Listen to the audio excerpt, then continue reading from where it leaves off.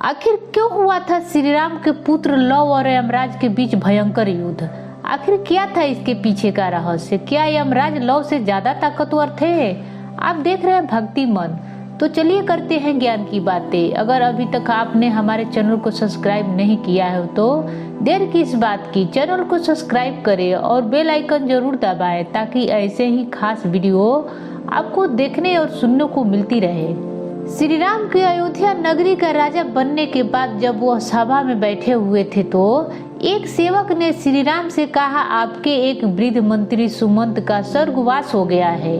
और यह समाचार सुनकर भगवान श्री राम शीघ्र ही अपने रथ पर सवार होकर सुमंत के घर गए और वहां जाकर उन्होंने उनकी कुंडली पंडितों को दिखाई तो पता चला कि सुमंत की कुल आयु 9,999 वर्ष थी, जिसमें से अभी उनके 9 दिन बचे हुए थे। तब भगवान श्री राम ने गुरु वशिष्ठ को बुलाकर उनसे कहा कि त्रेता युग में मनुष्य की आयु 10,000 वर्ष मानी गई है। ऐसे में सुमंत की मृत्यु उनके समय से पहले कैसे हो गई? नियम अनुसार यमराज के नियम की अवहेलना की है, इसके लिए उन्हें दंड अवश्य मिलना चाहिए, या फिर मैं स्वयं यमराज को यहाँ लेकर आता हूँ और सुमंत को जीवित करता हूँ। इतना कहकर भगवान श्री राम यमराज के यमपुरी की ओर जाने लगे। रास्ते में उन्होंने यमदूतों को सुमंत को ले जाते हुए देखा। उन्हें मारकर सुमंत को छुड़ा लिया। यमदूतों ने सुमंत से विनय पूर्वक कहा कि आपने हमारे अधिकार क्यों छीन लिया?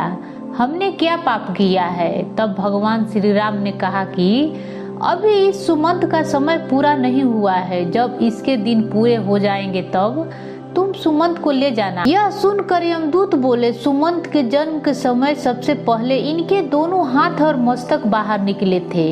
इसके 9 दिन बाद इसके बाकी के अंग निकले, जिसकी रक्षा पंडितों ने श्रेष्ठ मंत्र उच्चारण से हुई थी, इसलिए इसका नाम सुमंत पड़ा।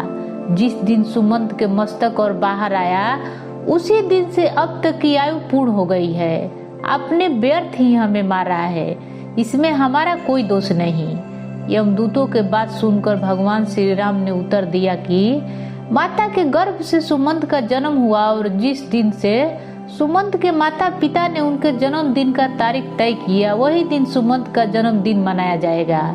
इस प्रकार सुमंत के अभी 9 दिन शेष है। अभी तुम जाओ और 10वें दिन सुमंत को लेने आ जाना। मैं इसका विरोध बिल्कुल नहीं करूंगा।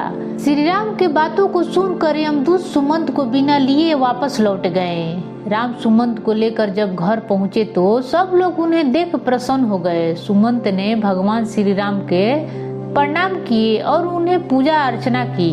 सुमंत ने अपने बचे हुए 9 दिन में खूब दान पुण्य किया।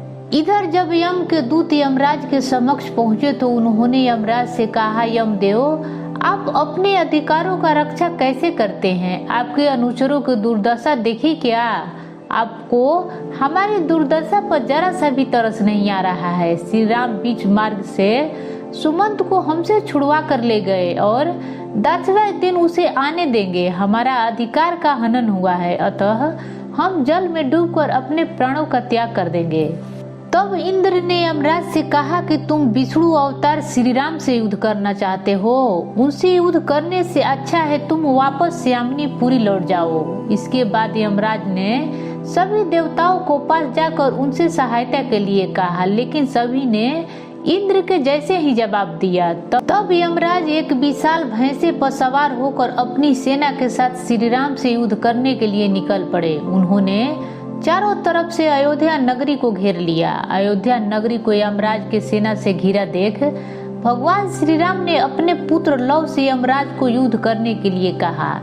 यमराज और लव के बीच एक प्रलयकारी युद्ध शुरू हुआ, जिसमें लव ने यमराज के सभी सैनिकों को मार गिराया। जब यमराज ने अपने सभी सैनिकों को मृत अवस्था में देखा तो उन्होंने क्रोध में आकर लव के रथ साथ ही धनुष बाण को काट डाला। लव ने दूसरे रथ पर सवार होकर फिर से युद्ध करना आरंभ किए और अपने बाणों से यमराज के भैंसे को मूर्छित कर दिया और पृथ्वी पर गिरा डाला।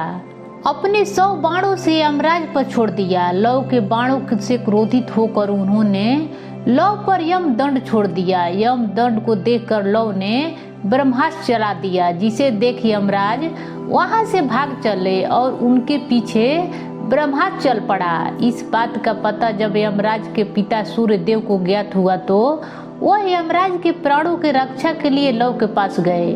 उन्होंने प्राणों को बचाने की विनती करने लगे। भगवान सूर्य की प्रार्थना स्वीकार करके लव ने ब्रह्मास्त्र वापस ले लिया और यम के प्राण बच गए। इस तरह लव और यमराज के बीच प्रलयकारी युद्ध हुआ।